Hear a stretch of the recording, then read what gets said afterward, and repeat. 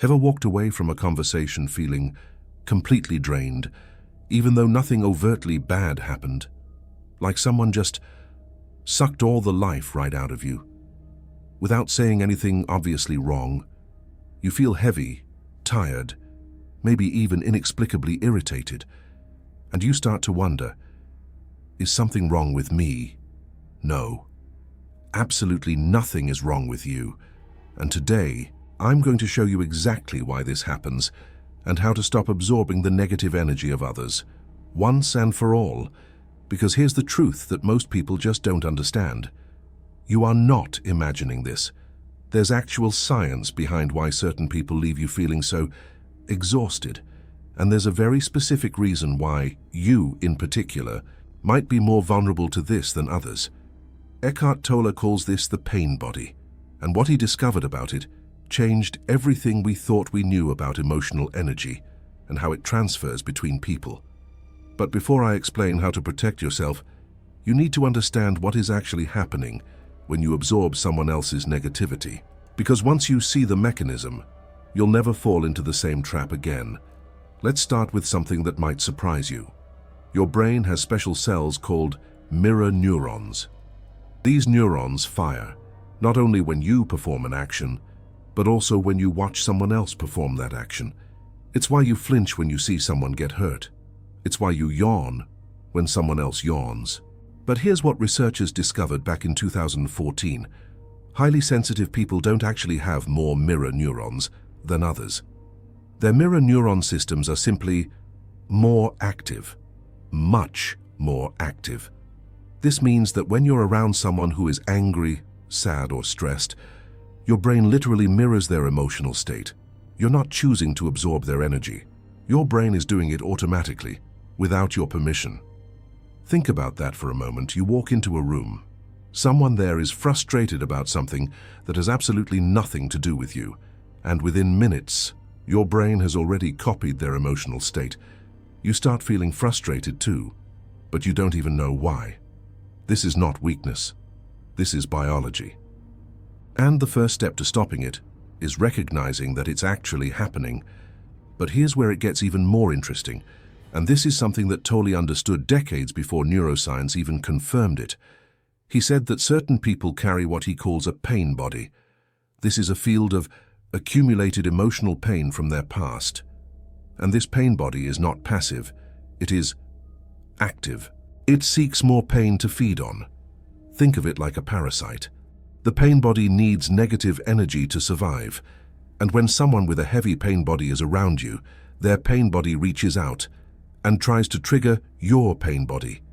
It wants to create conflict, it wants to provoke a reaction, because your reaction feeds it. Have you ever been around someone and felt like they were trying to start an argument about nothing? Like they were poking at you, testing you, looking for a way to upset you? That is the pain body at work. And here's the part that changes everything. If you don't have awareness of what's happening, you will react. You'll get pulled into their drama. And both pain bodies will feast on the negative energy that gets created. But if you can see it happening, you can step back. You can choose not to react. And when you do that, something remarkable happens. The pain body cannot survive in the light of awareness. Let me repeat that, because it's the most important thing Tolle ever said about this topic. The pain body cannot survive in the light of awareness. When you observe what is happening without reacting to it, you break the cycle. Their negativity has nowhere to go. It cannot hook into you, and eventually it dissipates. But this is easier said than done, right? You know you shouldn't react. You know you should stay calm.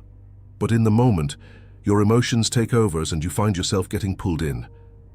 Anyway, so let me give you something practical. Something you can actually use the next time you feel yourself absorbing someone else's negative energy. Tolle teaches a technique that I call the observer position. When you feel negative energy coming toward you, instead of identifying with the emotion, you step back and observe it. You say to yourself, there is anger here. Not, I am angry, but there is anger here. This sounds simple, almost too simple. but it creates a crucial separation between Yugi and the emotion. You're no longer the emotion. You're the one observing the emotion. And in that moment of observation, the emotion loses its grip on you. But wait, there's something even more important I need to tell you, something that explains why some people drain you more than others. Researchers who study what they call energy vampires have identified something fascinating. These are people who, often unconsciously, have learned to extract emotional energy from others as their primary way of coping with life. They didn't choose to become this way. Most of them developed this pattern in childhood when they experienced emotional neglect. They never learned to generate their own internal energy, so they learned to take it from others.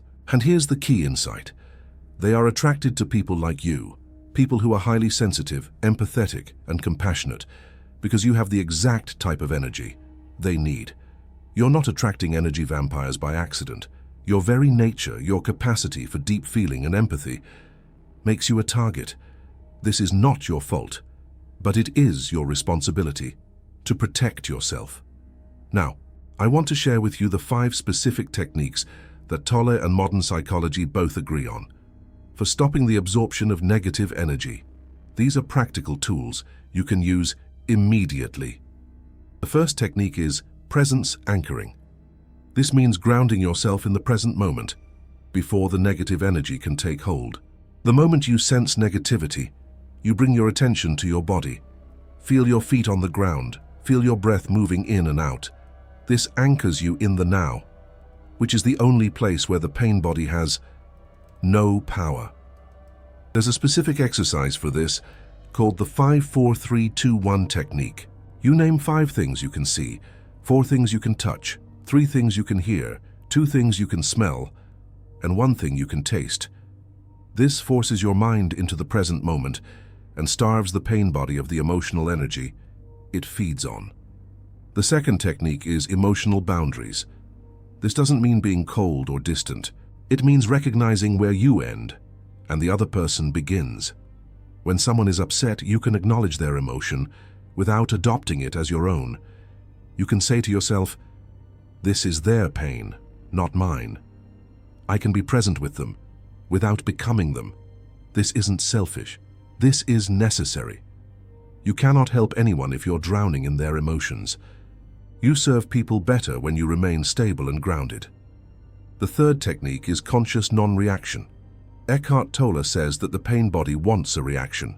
It craves it. So the most powerful thing you can do is simply not give it one. When someone says something provocative, pause, take a breath. Ask yourself, is this their pain body trying to trigger mine? Usually, the answer is yes. And when you see it for what it is, you do not need to react. You can respond from a place of awareness instead of reactivity. But here's the challenge. The pain body is very clever. It will tell you that you need to defend yourself, that you need to fight back, that you cannot let them get away with this. This voice is the pain body speaking. It is not you. And recognizing this is half the battle. The fourth technique is energy field awareness. Tolle describes how cultivating presence generates an energy field around you of high vibrational frequency. He says that no unconsciousness, no negativity, no discord can enter that field and survive, just as darkness cannot survive in the presence of light. This means that your protection is not something you do. It's something you become. The more present you are, the stronger your natural protection becomes. Think of it like this. When you are deeply anchored in the now, you're like a rock in a stream. The water, which is other people's emotions, flows around you. It touches you, but it doesn't move you. It does not become you. The fifth technique is post-exposure clearing. Sometimes, despite your best efforts, you do absorb some negative energy. It happens. What matters is what you do next. Tolle recommends sitting in stillness. After being exposed to negativity, do not think about the interaction. Do not replay it in your mind. Just sit and be present. Let the borrowed energy dissipate naturally. Some people find it helpful to physically shake their body, like an animal shaking off water after swimming. This releases the residual energy from your nervous system. Others find it helpful to spend time in nature, which naturally recalibrates your energy field: trees, water, open sky. These all have a cleansing effect on the human energy system. Now, there's something else I need to address, because I know some of you are thinking, but what if I cannot avoid these people? What if they're my family, my co-workers, say my partner? This is where things get more nuanced, and this is where Eckhart Tolle's teaching becomes even more valuable. He says that the people who trigger you the most are often your greatest teachers. They are showing you where your own pain body still has power. They are revealing the places where you are not yet free. This does not mean you should stay in toxic situations. It does not mean you should tolerate abuse. But it does mean that instead of only focusing on protecting yourself from others, you can also use these interactions as opportunities to dissolve your own pain body. Every time someone triggers you, and you manage not to react, you weaken your pain body a little more.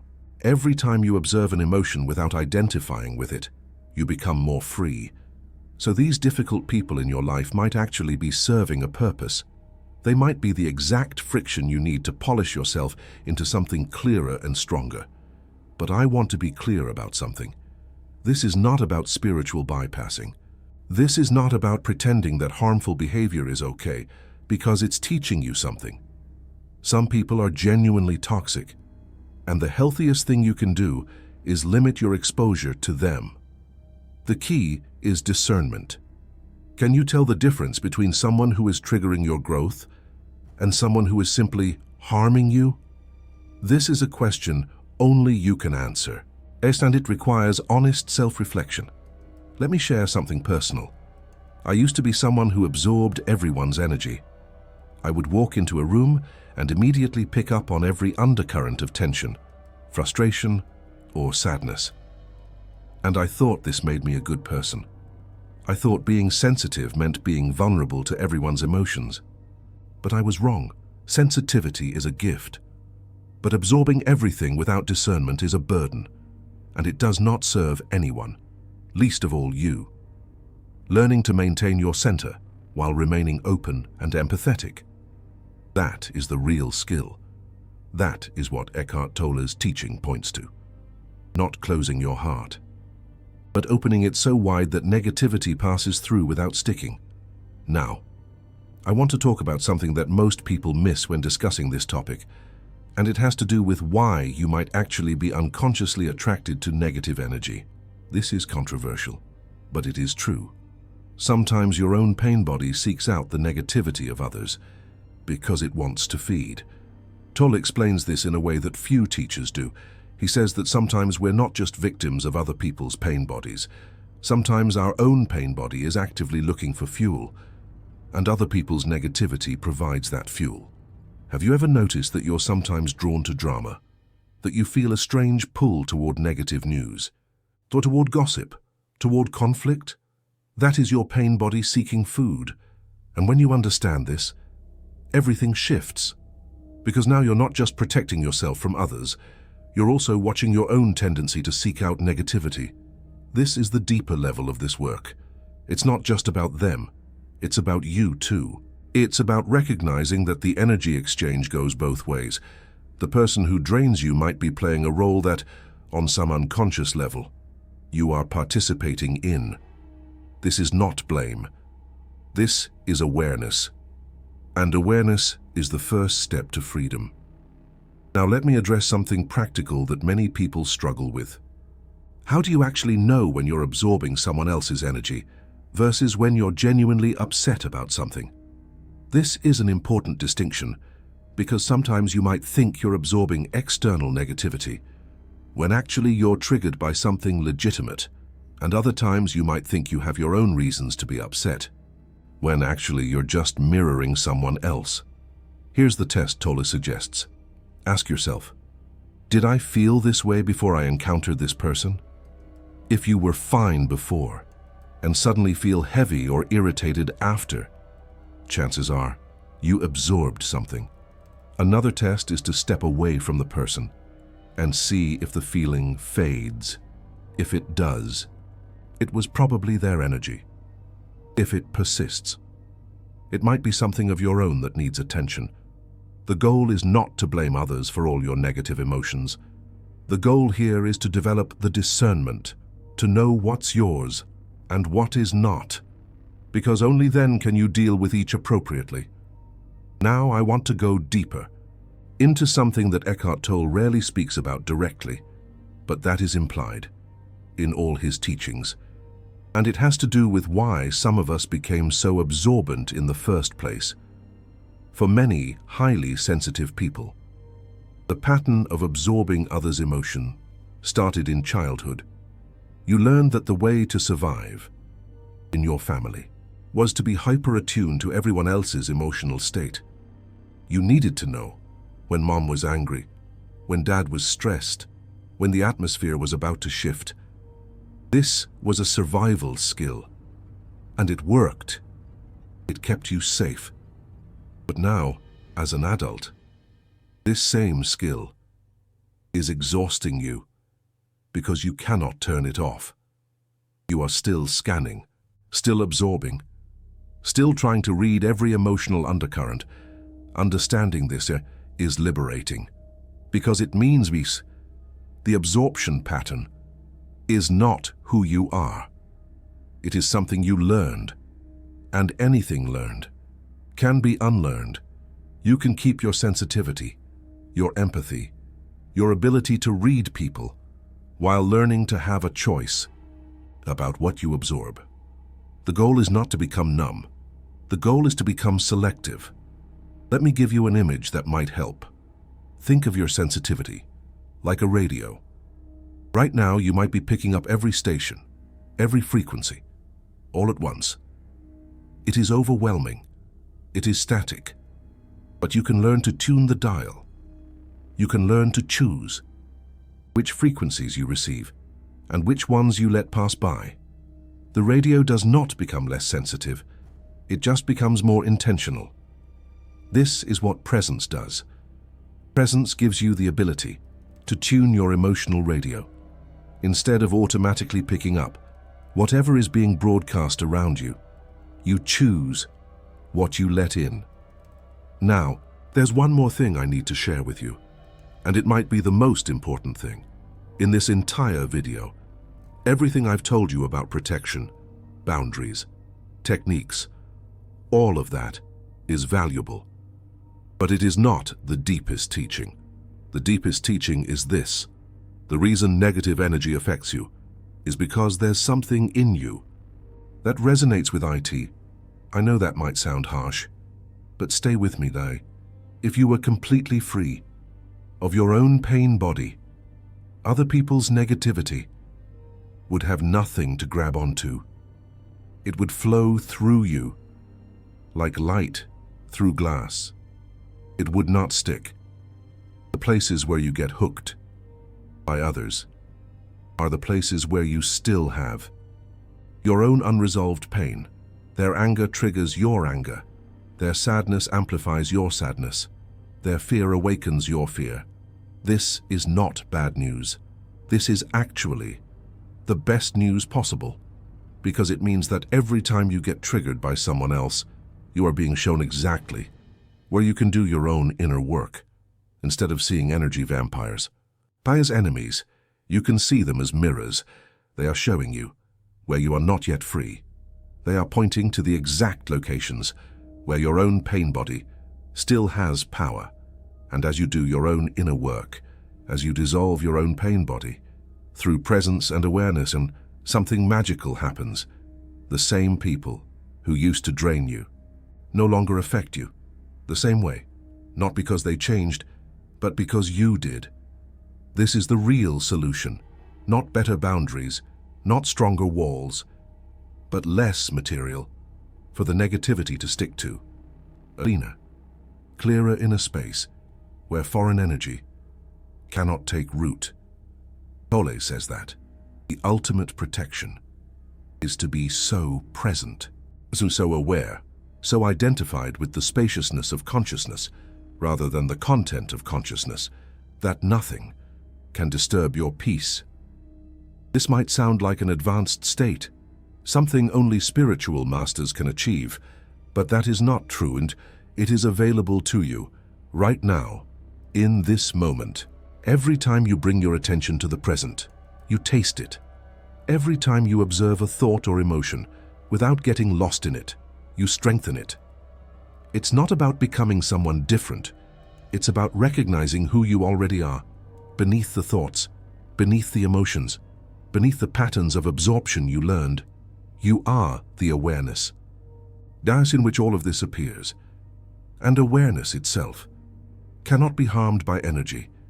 Awareness cannot be drained. Awareness cannot be diminished by anyone or anything.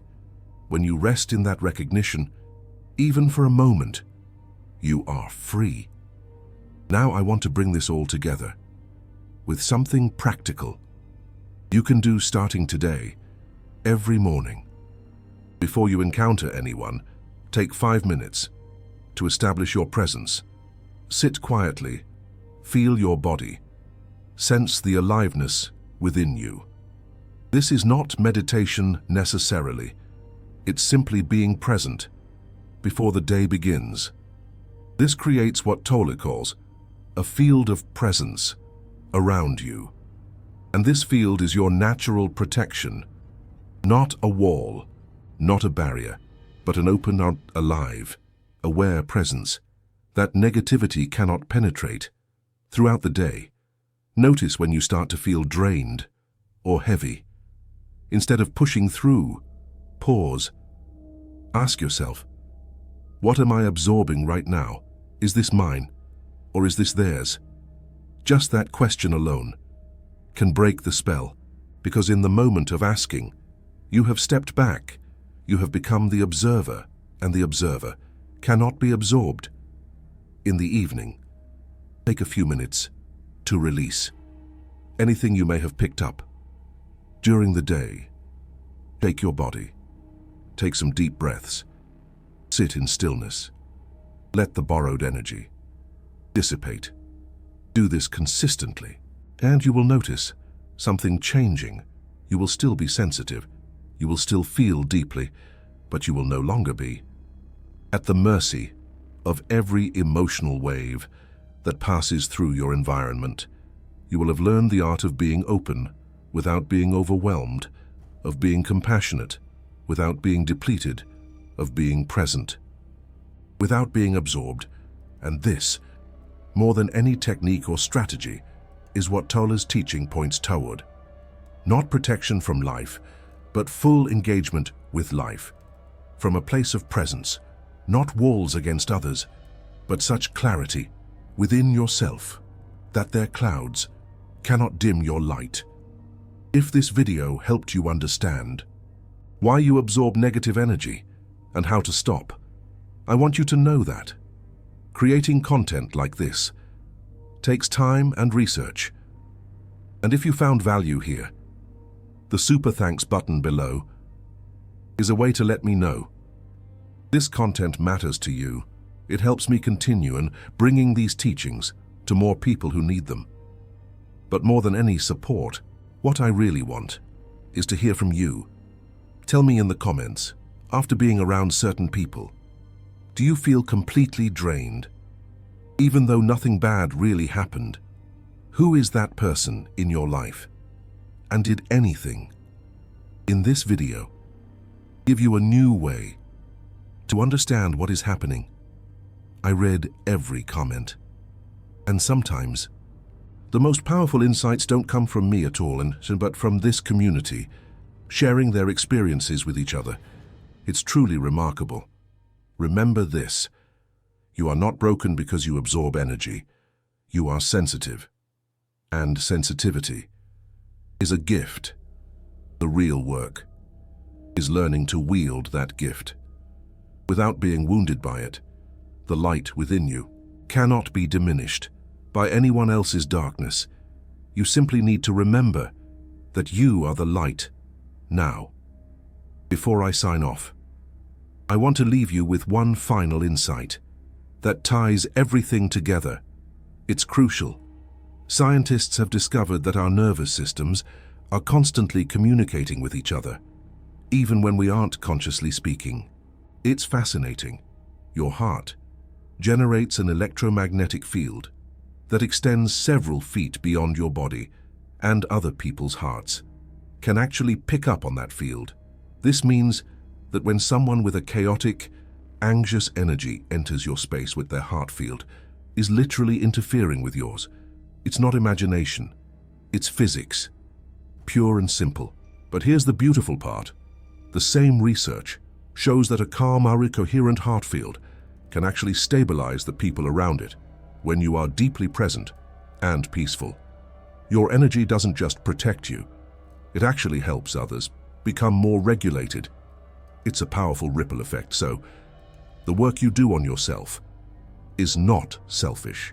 By learning to stop absorbing negative energy and instead radiating presence, you become a stabilizing force for everyone in your life.